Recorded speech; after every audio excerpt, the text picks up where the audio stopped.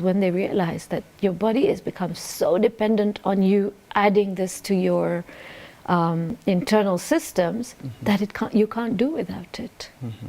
So that's the biggest myth, that when you're in the midst of an addiction, you can't just stop. True. It takes a really strong willpower to go cold turkey and say, okay, Hillary, from today I'm not taking this drug at all. And for you not to fall back into that system, especially if you're surrounded by friends or family who are doing the same thing as you and you're trying to stop. That's the hardest thing to do. True. The fact is that the minute you put something into your body, it's going to add value or not add value to your body. So what happens is, for example, when you take sugar, right? Sugar is adding something to your body. Right. Same way that you take a drug, it's going to give you something. It's going to give you a feeling of, happiness, a feeling of positivity, a feeling that you're on top of this world, right? Or it will make it makes you think you forget all your problems. So those are facts, and that's why it's called a chemical. You're changing the chemical balance in your body. And it's creating this whole false sense of bravado around you. And the minute it tapers off, you start feeling, oh, I'm sad, I'm depressed, I'm angry. So you'll take it again to get that feeling of high. You end up not solving your problems. You never solve your problem. All right, we are speaking of the COVID-19 pandemic, where almost every sector has stalled. But now at least things are now coming up, at least for our country, we could speak so. But now, do you think young people especially have free time to use drugs? And if they are they readily available? Because most of the drugs, they are shipped to Kenya. Yes, drugs are very readily available. Whether you're talking about hard drugs, whether you're talking about over-the-counter drugs, for example, Kenya is one of the biggest producers of miraa. We export it. It's an export product. So with COVID pandemic, we have got a lot of people home, unemployed, lost their jobs, sent on leave, children out of school. So this is now becoming a bigger issue. We have, you've been reading in the newspapers about teenage pregnancies. Exactly. Actually, C.S. Magwa was saying, a number of people are saying drug abuse could be attributed to the increased teenage pregnancies. Exactly. So our problem just doesn't stop anymore with the drug abuse. It's becoming a wider problem, where you're looking at rape, you're looking at teenage pregnancy, you're looking at a lot of gang wars, gangs forming, just because people are really out there and they have so much more free time on their hands that they don't know what to do with themselves. I hear the use of drug, it takes just that one day, that one moment. But then how does drug abuse and addiction develop in someone? So, like I said, everyone is different. Your body will react differently to my body. It may take you a week to develop to a point of dependability where you're completely dependent on this drug, and it may take me 4 weeks to become that level. But constant use, daily access to it, makes your body, it makes you say, okay, I know I have this thing, now I can take it. And the minute you start partaking in it repeatedly, over time, your body is dependent. And that is when you start abusing it. Now, what could be the common signs and symptoms of drug abuse and the addiction? That from an instant I can tell this is an addiction or someone is abusing drugs. For someone who's been doing it over time, there are immediate things like slurred speech, your pupils are completely dilated. There is an excited look on your face all the time. You're hyper, you're super excitable. Small things will make you happy or angry. So it's two extremes. There is a lack of coordination in your movement. So in terms of walk style, or walk style, talk style, you know, your whole body is, you know, just lack of coordination. So that's someone who is in the midst of an addiction. You've mentioned of the coordination, and I have seen people who use cannabis. There's a way they kind of feel bossy. Yeah. Is that the idea of the? So that's what the drug has done to you, right? It's changed your chemicals in your brain, and it's telling you, well, nothing can beat you, and you know, you're it. So it's a feeling of bravado that I mentioned earlier, that this makes you feel completely, you know, on top of the world. Now, if you are living with a teenager, or maybe a friend or a colleague or a family member, what would be the warning signs that someone is using the drugs, and how do you talk them out of it? The warning signs that someone is using drugs is you will see two different sides of someone. When they're on a drug, you will see a different character, and when they're not on the drug, you will see a different character. Secondly, talking them out of it is very difficult unless you catch them very early in the stage. If you catch them further along, then they also want to have to change. And that goes for anything, right? You won't change unless you yourself really want to change, and you need the help, and you accept that you need help. So the initial signs are, you know, mood swings from happy to sad or sad to happy, anger, you know, suddenly some small thing that maybe 3 weeks ago, 1 month ago, a year ago would not have made you angry is now making you angry. Depressive episodes, manic depressive episodes where you're laughing and happy and suddenly you're crying in an instant. Those are the immediate signs. Lying is a big sign. And maybe there's those people, like you have mentioned, to be, you see the two sides of the person. The time they will be happy and the other they will not. But now, considering what drug would do to someone and realizing what they are doing, what would you say are the best chances of attacking when they are in drugs or when they are not? Well, you have to catch them head on. Sometimes confrontation is the only way, and you say to that person, look, I know you're taking something. Tell me what you're taking so that we can find a way out of it. Some things like tobacco, for example, if you're a chain smoker, there are options of the chewing gum, the patches. So you're still getting a little bit of the nicotine in your body through these things, but you're slowly weaning off them. Same with alcohol. If you're a real bad alcoholic, there's medication that psychiatrists and doctors will prescribe you that will help you stay off the alcohol. So with the hard drugs, again, there is multifaceted therapy where it's, you know, you need other drugs to wean you off those drugs. You need counseling psychologists, you need medical help.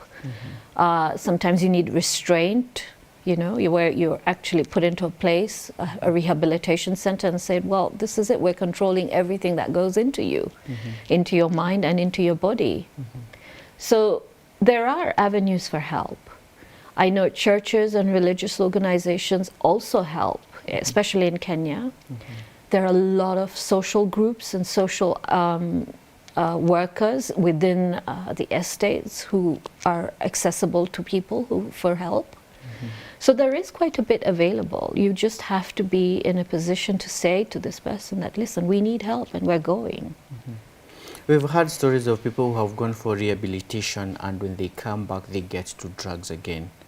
What could be the lasting solution for this kind of people? The only lasting solution is yourself. You've got to want to be clean. You've got to want to help yourself. It's not easy. It's not easy for anyone to avoid peer pressure where, you know, you're in a group of 10 friends or 10 people and you're the only one saying, I don't want to drink, or I really don't want to take this drug. I've seen what it does to me. So it's hard. It's hard to stay away from peer pressure.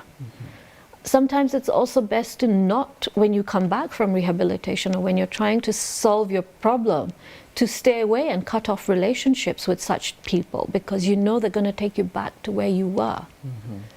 So it's building strong networks, it's building strong families and strong support around you to say, okay, I need help, or I feel like I need to take a drug. Who do you call? Yeah. All right. Now, do you think being idle contributes so much to the use of drugs, especially at a time like this where students are now going to schools, even the universities are closed, so people have so much freedom? Yes, of course. They've always said an idle mind is a devil's workshop. There's a reason why people say that, right?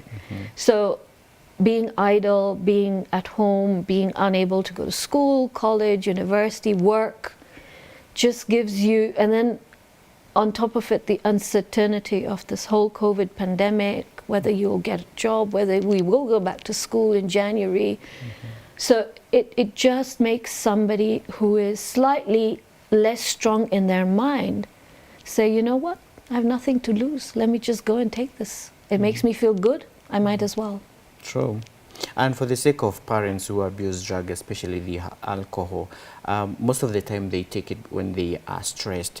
Now, if this kind of a person is already into alcoholism, how do you help him out even without taking them to rehabilitation, because they are trying to solve a problem? What could be another means of solving their problem other than being into alcoholism? The first thing is to find out why they think alcohol or taking alcohol is going to help them solve a problem. In my opinion, in my experience, it's usually just trying to forget. Right? Your burdens are so many, and you think, let me just take this so that for the next few hours, it's not something my mind is thinking about constantly. Whether it's money problems, whether it's work problems, business problems, family problems, right? So the best thing as a friend or a partner is to say to that person is, we're in this together, let's talk about it. Let's find a solution. Taking alcohol is not the solution. You'll forget it for a few hours, but when you wear off, it's all going to come back. True. Now, we're speaking of COVID-19 pandemic where the students are home, parents are home. Before then, just like you had mentioned, you will realize something different. Most of the parents do not know their children. Yeah. Right now they are home. They are seeing something they have not been used to, other than the 1 month for the holidays and the 3 months in school you're not with your child. Yeah. Right now they are with your children and they are seeing almost everything. How can a parent right now try to curb drug abuse and addiction? I think connection. Try and connect with your children as much as possible. Get to know your children for the human beings that they are. You know, when we were growing up, Hillary, if you remember, maybe not so much your age group, but my age group was, if your parents said no, it was no. But the children of today want to question, they want to ask you, well, okay, you're saying no, but explain to me why you're saying no. So it's a whole new game of parenting right now. You can't just say no, or your parents can't just glare at you and suddenly you've got to say, okay, I better toe the line. The kids today question you. And you've got to be able to make them understand your logic. So the minute you create that connection with your child, the minute they're not afraid of you, so to speak, but they know they have to respect you, but they don't have to be scared of you. True. And they can come to you and say, okay, I'm facing this problem, or my friend is trying to introduce me to this and I'm not sure what to do. So just create openness. Open communication with your children is the best thing I would advise right now. True. All right. How about the elite child who sees the father is abusing drugs or the mother is abusing drugs? How do I approach my parent and tell them, I think this is not the best thing? I think if you're a child with a parent who is in an abusive relationship with a drug, your best bet would be to go to another adult that you can trust. Because for you as a child to go to a parent may not come across, especially a parent who's drug abused, alcohol abuse, substance abuse. You will probably get into a fight. Sure. Or an argument. So the best thing you would do, and I think I would recommend, is find an adult that you can trust and speak to that adult, and let that adult speak to your parent. True. All right. And finally, if I'm not into drugs, how can I prevent myself from falling to that trap? Watch your friends. Watch who you surround yourself with all the time. It's really important that as a child, as a parent, you know who you're around. The minute you feel that you're around someone who is in an abusive relationship with drugs or another person, try and get out of it. That person, no matter how much you think that person needs a friend, sometimes for your own safety and your own health, you need to stay away. True. Toxic relationships are really bad. All right, I'm going to give you like 30 seconds. This is your camera to give us your final recommendation and speak to the youth outside there who are the majority who use these drugs and they are into addiction and getting out of it is difficult. Yeah, final words. Thank you. There is help around. You just need to find it. Drug abuse, drug addiction, substance abuse is not the solution. In the long run, it will harm you more than it's helping you. Right now, you may feel that it's helping you, make you feel happy, make you feel that, you know, you're in control of your life, but at the end of the day, you're not. So please seek help and find someone who can help you get out of it. Thank you. All right, thank you so much, Prashna, for coming and highlighting these problems and how we can get out of it, especially such a time when we have so much time on our hands. We are not going to school, we are not even working. Most of the jobs have been closed. Most of the people are depressed, are using drugs, and I'm sure our young people have learned. Thank you so much for coming. Thank you. And back home, thank you so much for keeping us company. She has been my guest, Prashna Shah, a psychologist and chemical dependency expert. I hope you have learned something. I'll be coming back again, still on Matters Health, before we talk about politics. Keep it why in the morning. My name is Dereva Hillary. See you in a bit.